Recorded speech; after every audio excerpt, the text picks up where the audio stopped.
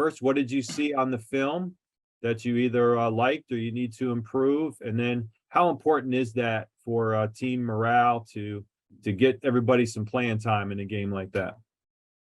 Well, I think before we even watched the film on Sunday, the biggest thing I had a problem with was guys coming out in pregame and in first quarter with the shirts out.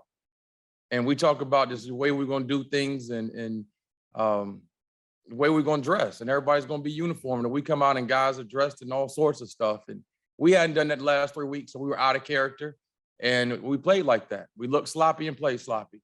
So, but as far as, we got those things cleaned up, and I thought we regained our focus and played much better the second half. Watching the film, still need to clean up some technique and fundamentals. But I thought the guys played with some great effort.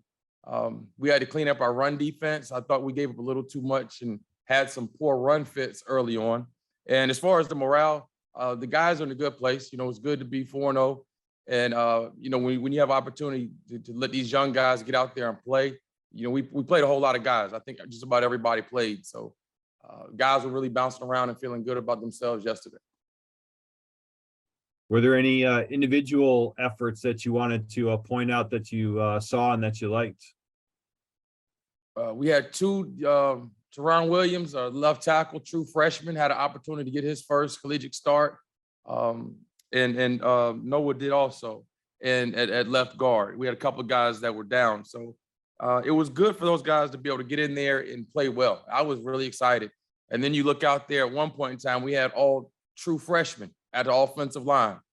And I thought that our quarterback play was outstanding after we started in the second half. And our running game, our running backs, we have a stable of those guys. Christian Mosley is one that really, really stood out. I thought he played well, and he's fast. He is very fast. But special team wise, I thought Marseille Miller played outstanding. And, those guys on special teams don't get nearly as much credit as they should. But we had some guys that stood up, and I was pleased. So one player got ejected in the first half on Saturday. Jakai Briefer, am I pronouncing that name? Brevard, excuse me. How did that change that, he was a big part of that defense. He had 10 tackles and a sack before he got ejected. How did that, he's a true sophomore, I believe, if I'm not correct, if I'm not mistaken. How did that change your defense? How did that change, the lineup in the locker room? Well, it changed quite a bit because he was bringing unbelievable energy. And for you to get 10 tackles in one half of football, you're getting after it. But I thought the other guys came in and stepped up, and, we have a next man up mentality. So, we try to prepare the twos and threes just in case their number is called. I thought it was a really good play on the field. But after watching it on film, he was a little high with it. He didn't lead with the crown of his helmet, but he made contact up and right to the head and neck injury of the quarterback. So I was disappointed that we lost him for the rest of the game. But I thought he was playing lights out. It was a run-heavy offense this week. Do you plan to bring that into Campbell this week? Definitely. Every week, we're going to run the football. We're going to run the football, and we need to establish the run first and foremost, and then that'll open up some things down the field for our skilled guys, our receivers on the outside. But every week, our goal is to be able to run the football. Last question. Campbell, what are you looking for? Last week you told me that Virginia and Lynchburg had two great DNs that you were looking at. What are you looking for in Campbell this week? This is one of the biggest football teams I've seen. They have an NFL-sized offensive line. These are some big human beings that we're about to play. They're big across the field on both sides of the ball. They have big physical running backs. They are a very physical football team. But we have to come to play, and we have to improve this week to get a little bit better. And this is going to be a good football game. All right, up next is Chris Clark. Go ahead, Chris. Kind of got my question in there, Coach. They got two guys, Barr and Rogers, that can each one of them carry the load. If it's not Barr, it's Rogers. If it's not Rogers, it's Barr. What do you do to stop somebody like that? I've heard coaches say, try not to let that train get going north and south, keep it going east and west. What are you looking at doing to try and keep them from chewing up yards on the ground? Well, we talk every week. We have to stop the run. And we saw a heck of a rushing attack against New Hampshire 2 weeks ago with that back that they had. And, we have to really be locked in and focus on our keys and be sound in our run fits. That's going to be the big thing. Everybody has to be disciplined and don't try to do too much. And this is going to be one of those games. We know that where they're going to run the ball. They know where they're going to run the ball. It's all about, can you stop it? So we're going to have to strain this week up front. And it's going to be a knockdown, drag out type game. And if I could piggyback off of that, the other guy back there, Malik Williams, who sometimes does lead them in rushing. He's also got a cannon for an arm, a triple threat quarterback. Is it easier to deal with something like that because of the guy that you have back there as well, to kind of game plan for that kind of a guy? No, nothing about this kid is going to be easy defending him. Not at all. And he and Pee Wee have two completely different styles. Pee Wee runs, and gets downhill more so. He's not really elusive side to side. This guy right here is quick. He has great acceleration. He has great long speed. He's like Michael Vick back there, and he does a great job with looking downfield and keeping plays alive. He had a couple plays against Citadel, and then one or two against ECU that it was just like, how are we going to stop this guy? But we'll have to put a spy on him, and we'll have to really work on our pass rush lanes and our defensive ends working on containing. The last question, I was going to roll back to your group of running backs there. How tough is it to keep a group like that happy? I mean, they only got one football, and you only got so many plays, but you keep seeming to keep them hungry, if you will, and not let anybody get disappointed. How do you keep that rotation fresh like you've been doing? Because you've been doing a great job with it. Yeah, we have really good guys on our team, and they're good teammates, and they're not carrying the ball. They're rooting for each other. And Coach Maurice, our running back coach, I think does a good job with letting these guys know where they stand and what their role is. So we talk about it. You might not be a 40, 50 play guy for, each game, but understand what your role is, embrace your role, and be a good teammate. And you look at a guy like Walker Harris. Walker Harris could go to just about any other school in our conference, our backup quarterback, and start. And he's never complained about playing time, and he's always been very supportive of Pee Wee, and they push each other. And, when you saw him go in the game Saturday, he played well. And he's one of many that we have that are backups that I believe can really play. Thank you, Coach. Good luck. Thank you. Our next question is from Lawrence Davis. Go ahead, Lawrence. What's up, Coach? How are you doing today? I'm well, Lawrence. How are you doing? I'm good. Over the last few weeks, I've seen your team grow, so I know you've definitely seen the team grow a lot. What are some main lessons that you think your team has learned over the past couple of weeks that will really help you guys when you get to MEAC play? It goes back to that thermostat mentality. We've kind of, set it on 70 and let it ride. Not too high, not too low. But, just the growth with these guys has been tremendous. And, I can't say enough about how good of a group we have here. How have you seen yourself grow since last season until now? Because I feel like, obviously the reason the team is having success, it starts with you. So talk about how you've grown as a coach and as a person. Well, I can't say it enough. I'm just a piece of it. But I think, you have to be patient and with the process. And I was talking to the guys Friday night at our team meeting about, in 19, that was a frustrating season for a lot of folks in the program, and especially myself. For us to go 4-8, that wasn't what I was accustomed to, and that didn't sit well with me. I guess when you kind of get your feet underneath you a little bit and you get the right people in the program, whether it be support staff, coaches, or whatever the case may be, the right guys, on the bus, it makes life a lot easier for you, But we never wavered. We just stuck with the process and kept our head down and kept working. And then last question, going to your O-line. I know you had a couple of injuries this past game, but your O-line has come a long way. Just how proud are you to see them, making huge strides after, arguably, being a weak spot last year, that they've grown a lot. Can you kind of talk about that group? Like I said last week, 2 weeks ago, it's the same group of guys. It's just they're healthier. We're still a little banged up, but when you can have some consistency and those 5 guys are playing together week in and week out, and it's the chemistry there, and you have that continuity. So they trust each other. They trust the calls that each other are making. And I think just being consistent, you have the same guys at practice day in, day out. They just gelled. But I knew we had a talented offensive line. Just the guys were sitting on the sideline with me. Awesome. Cool. Thank you so much. Good luck this weekend. Thank you. Our next question is from JB Ricks. Go ahead, JB. Coach Oliver, always a pleasure. Thank you for taking out this time this week. Thank you, JB. Yes, sir. I got two questions for you. First, I want to go back to you saying that there was a point in the game against Lynchburg where you had 5 freshmen on the offensive line at once. What does that say about the growth that you brought to this program when it comes to your depth with this roster? You know, it's all about recruiting. You know, I don't care how good of a coach you are. If you don't have the young men out there that can execute and play well, you're going to struggle. I think our staff has done an outstanding job of identifying good talent, not just talent, but good character young men. And we got a pretty good offensive line now, but give us about 2 more years when these young pups grow up. All right. And my second question is, do you have any relationship with Campbell's head coach, Mike Minter, at all? Do you guys go back or whatever for maybe playing days or anything like that? And the second part of that question is, how exciting is it to kind of like have this be your last non-conference game, and it's going up against a team that's kind of like right down the road, two local teams here that can be considered neighborhood rivals? Right. I do not know Coach Minter personally. We have had a couple conversations on the phone. I wish our playing days, cross paths, because he played for the Panthers. So, but no, we don't have a truly personal relationship. I followed him over the years. I know he was a great player. He's a good coach. They had a #1 FCS recruiting class in the country. But I'm excited about playing them. They are a tough football team. And, I think it'll be a good test for us. All right. Our next question's from Trayvon Miles. Go ahead, Trayvon. Thanks, Kyle. Hey, Coach, Davis with another big game.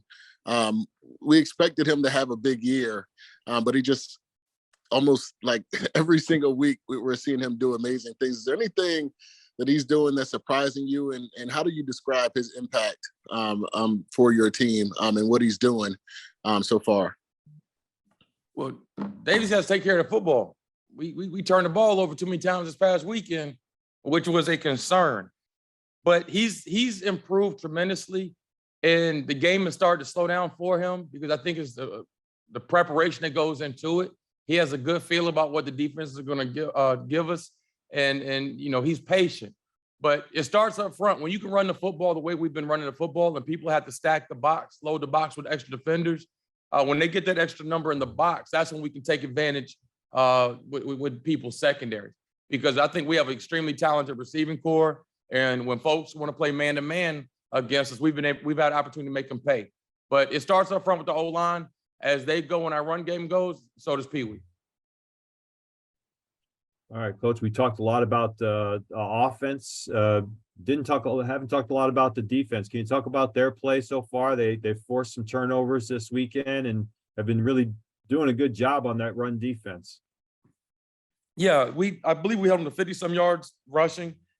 Coach Core wasn't pleased with it. It's not about them, it's about us, and our run fits weren't where they needed to be. But I thought that we improved, and we had a couple of guys out on the interior defensive line. They'll be back this week. But I think in the back end, we had a couple of penalties that kept drives alive, a couple of pass interference penalties. So we need to get those things cleaned up. But it was exciting to see Khalil Baker. He got another interception. So, he's 4 for 4 now.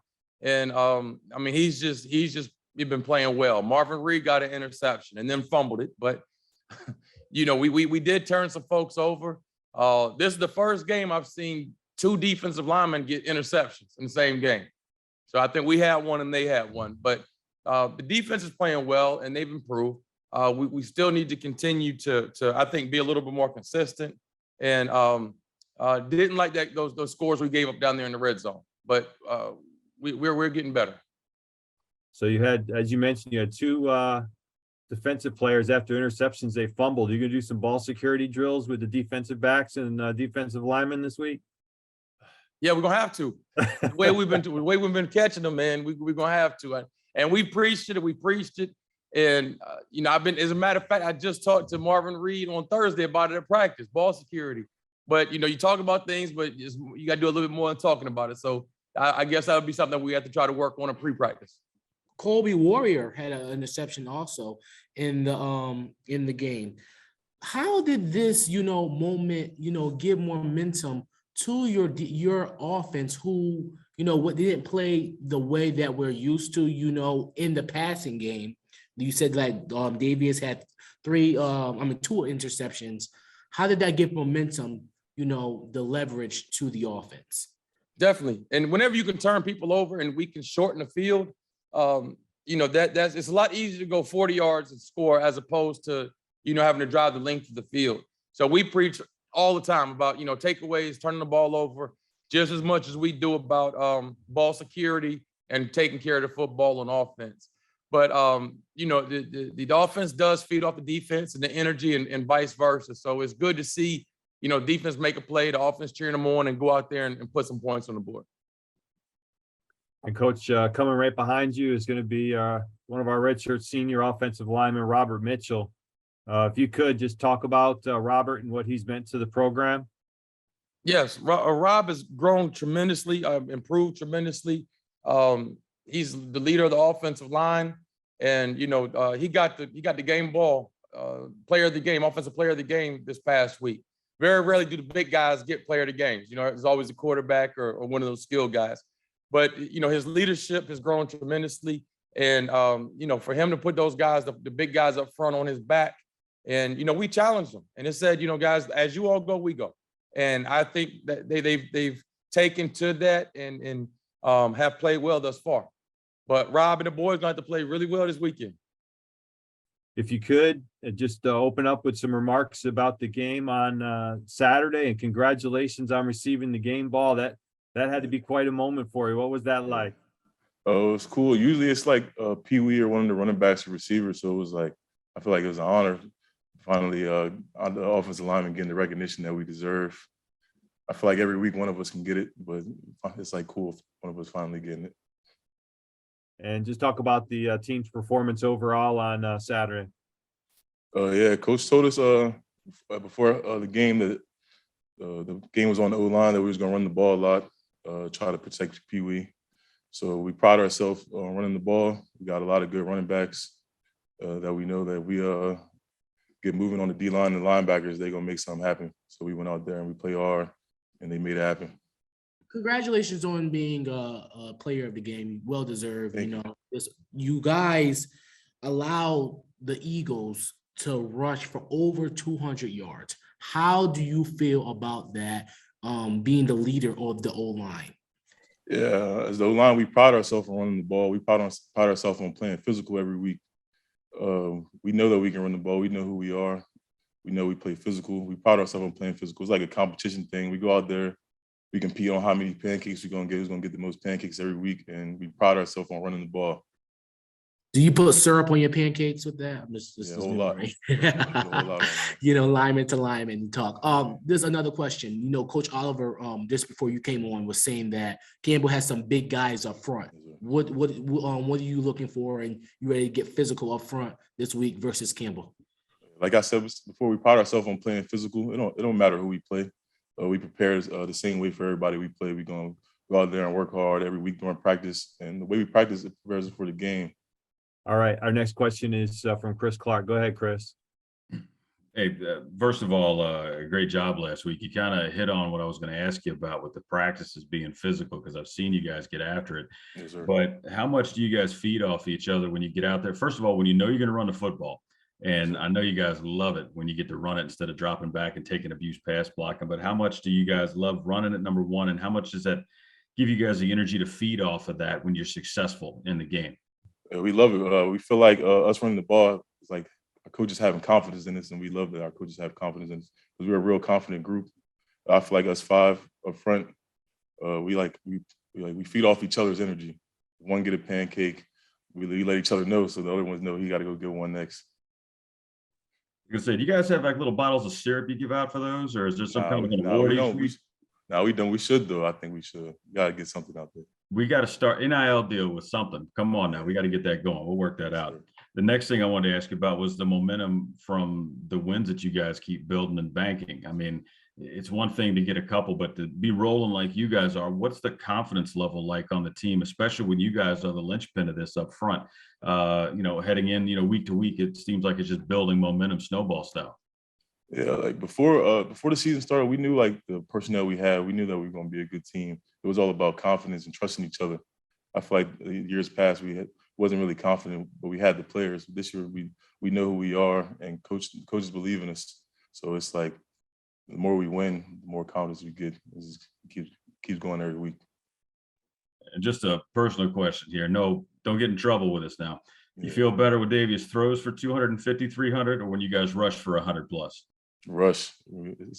It's always on us. If we can make holes for the running backs to rush for 200 plus, it always feels good. Don't ever change, bud. Good luck on Saturday, man. Thank you. All right, our next question's from Trayvon Miles. Go ahead, Trayvon. Hey, Robert, congratulations on the win. Coach was Thank you. just talking about the young guys that you have up front. Yes, You sir. got a lot of freshmen up there. What have you seen as far as progress from those guys and how they're fitting in? Yeah, in years past, I feel like we haven't had as much depth because of injuries. And this year we have a lot of depth from freshmen to even like the upperclassmen that don't play as much. We feel like if we come out, that they're going to come in and do just as good as a job. We all prepare the same. Coach's game plan don't change for none of us. We just go out there and we do what we expected to do. Robert, last year, early in the season, you suffered a season-ending knee injury. Yes, sir. Can you talk about what that was like to go through that experience and maybe how that has helped you actually now this season? Yeah, last year in game 2, I tore my knee, so I missed basically the entire season. But I feel like that's made me stronger. It helped me become a better leader. And being on the sideline and not being able to like lead the team on the field, I had to lead the team like with my words and stuff and like my energy. So I feel like that injury helped me become a better leader. I try to ask the players this each time. So why did you end up choosing NCCU? And what do you love most about being an Eagle? I knew the O-line coach. We had a good relationship, and that's why I chose here. But I love Central. I feel like it's like a family-oriented school, and I feel like I just like the family vibes that it gives.